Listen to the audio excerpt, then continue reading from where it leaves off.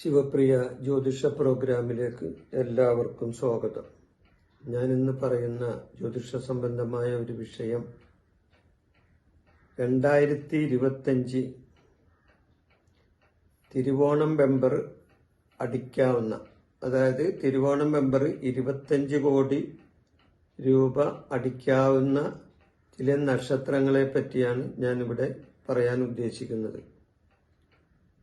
ഈ ജ്യോതിഷ പ്രോഗ്രാം കാണുന്നതിന് മുമ്പ് ഒരു കാര്യം പറയട്ടെ.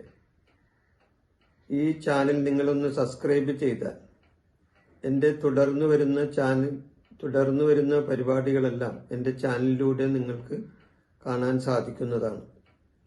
അപ്പം തിരുവോണം ബമ്പർ 2025 കോടി ആർക്കാണ്, ഏത് നക്ഷത്രക്കാർക്കാണ് കിട്ടാൻ ഭാഗ്യമുള്ള നക്ഷത്രങ്ങൾ ഏതാണ് എന്നാണ് ഞാനിവിടെ പറയാൻ ഉദ്ദേശിക്കുന്നത്. ഇടവക്കൂറിൽ വരുന്ന നക്ഷത്രങ്ങൾക്കാണ് അത് കൂടുതൽ സാധ്യത. ഇടവക്കൂറിൽ വരുന്ന നക്ഷത്രങ്ങൾ, ഇത് അമിതമായ ആത്മവിശ്വാസം പ്രകടിപ്പിക്കാൻ വേണ്ടി പറയുന്നതല്ല, സത്യസന്ധമായ കാര്യങ്ങൾ പറയുന്ന ഒരു വിഷയമാണ് ഞാൻ ഇവിടെ പറയുന്നത്.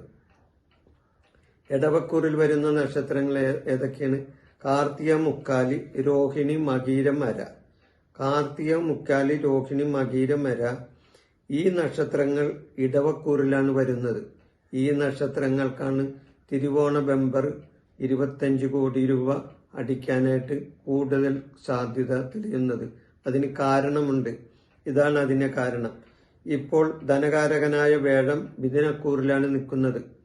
മിഥുനക്കൂറ് എന്ന് പറഞ്ഞു കഴിഞ്ഞാൽ ഇടവക്കൂറിന്റെ 2ാം ഭാവമാണ്. ഇടവക്കൂറിന്റെ 2ലാണ് മിഥുനക്കൂറ് വരുന്നത്. ഈ 2 എന്ന് പറഞ്ഞ ധനഭാവമാണ്.